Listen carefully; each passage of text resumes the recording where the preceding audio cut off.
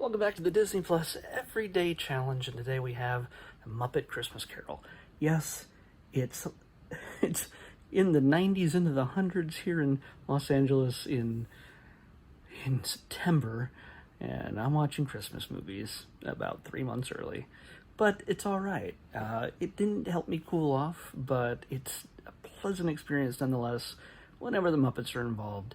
And yeah, you could figure they could just totally go all Muppets with this, but why not get a celebrated British actor to play Scrooge? And that actor is Michael Caine. Michael Caine. Yeah, some of you will only know him as Alfred from the Christopher Nolan Batman movies with Christian Bale. But he's done so much else.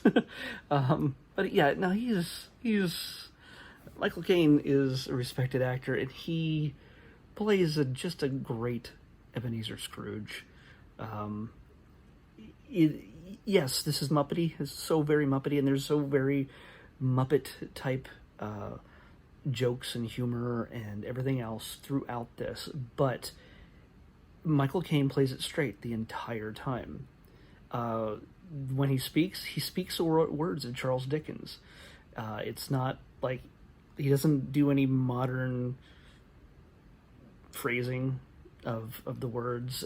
He doesn't act like he's surrounded by Muppets or that he's trying to be jokey in any way.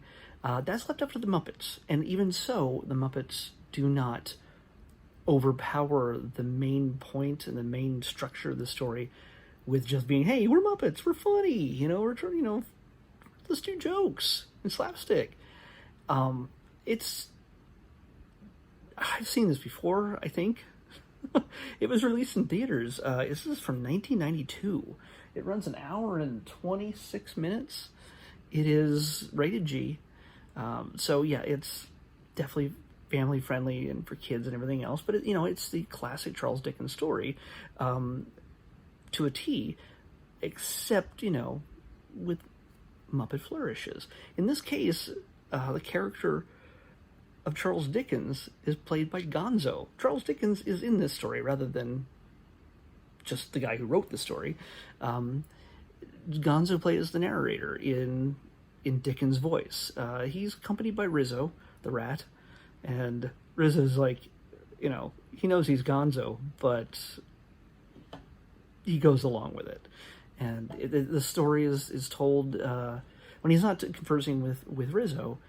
He's very much using, again, like Michael Caine, the dialogue, the narration, I should say, from the book in the language of the time. And so it's the spirit, pardon the expression, of A Christmas Carol is kept beautifully. And yeah, there's Kermit plays Bob Cratchit, Piggy plays his wife.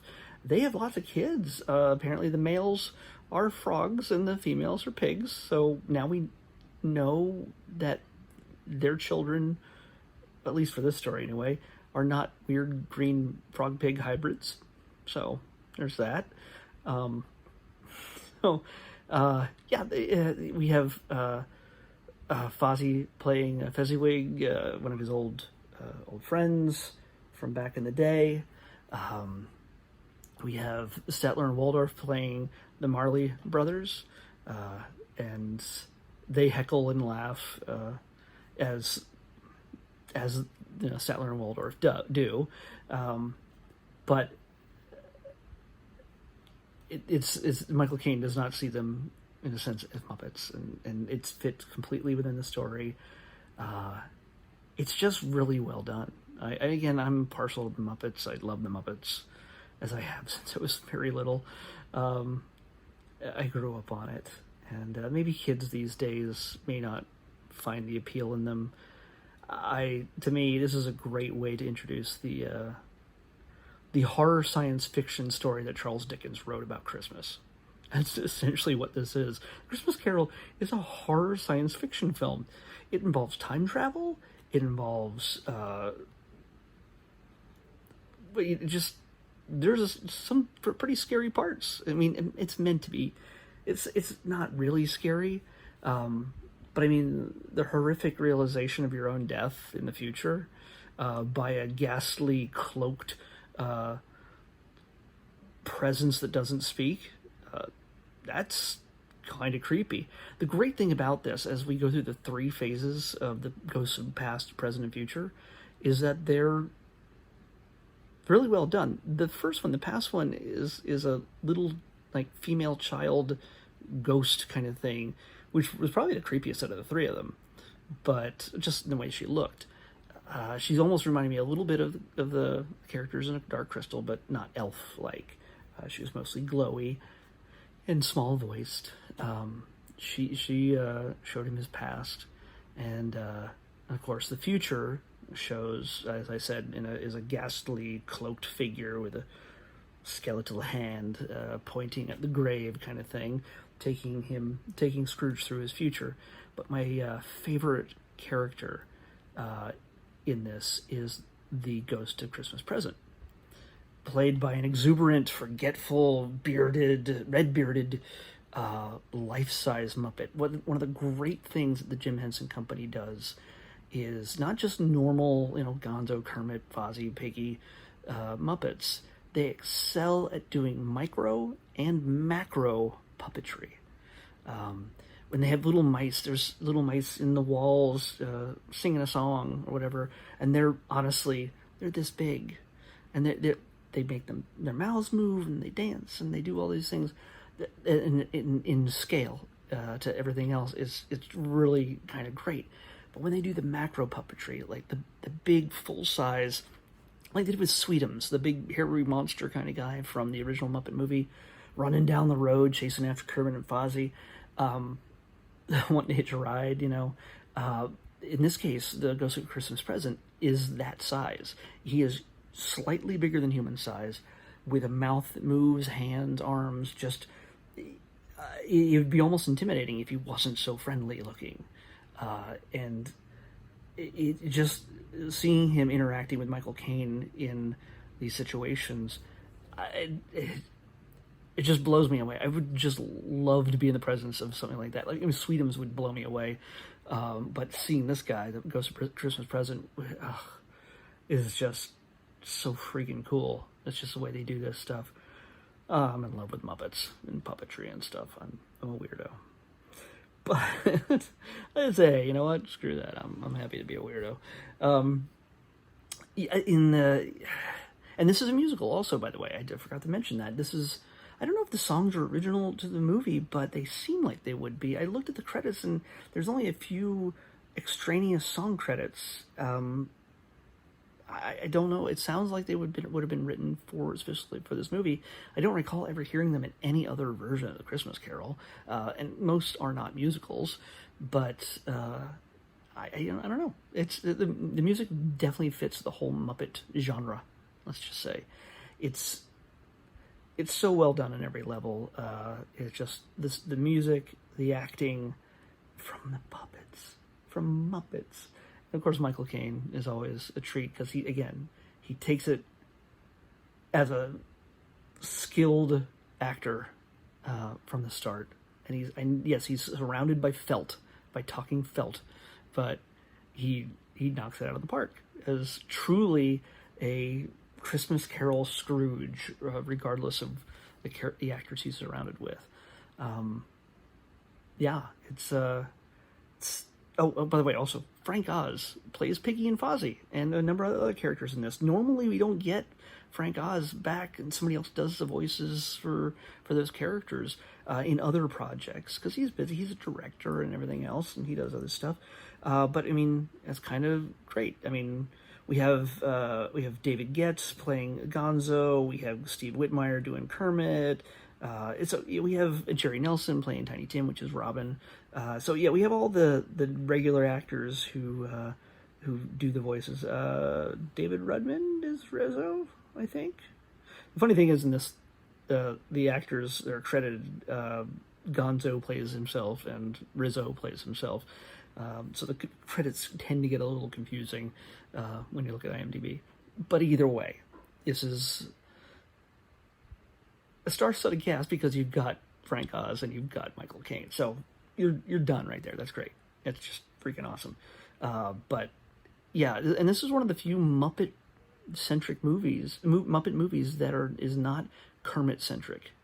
I mean, we got Muppets in what was it?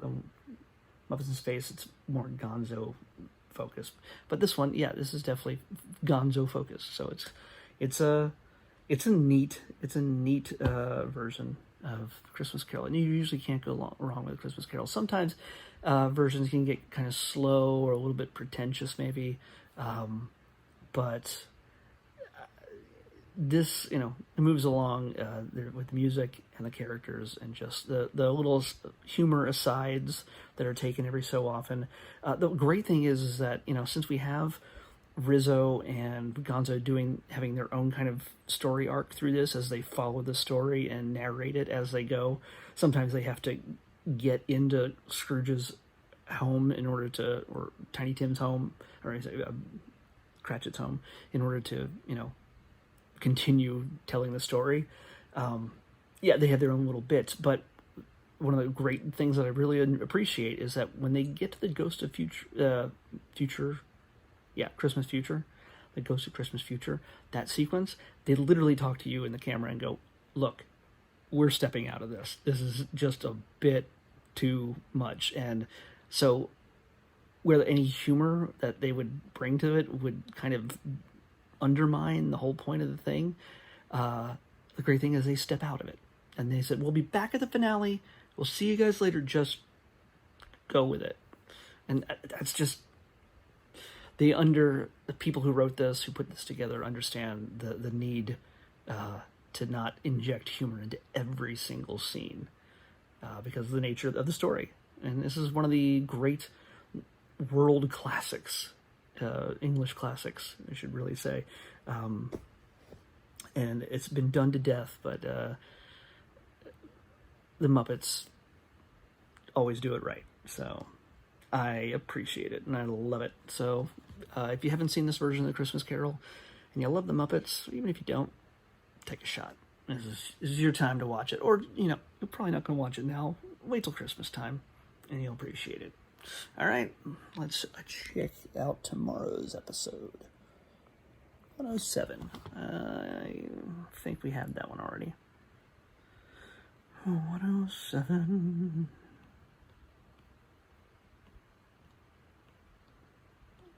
it seems familiar. Man, that's a lot of scrolling. Yeah, we had it. I'll show you what it was. 107. Confessions of a Teenage Drama Queen. Ooh. That was Lindsay Lohan, I think. Man, it's been a while since I saw that one. All right, let's pick another one. 391.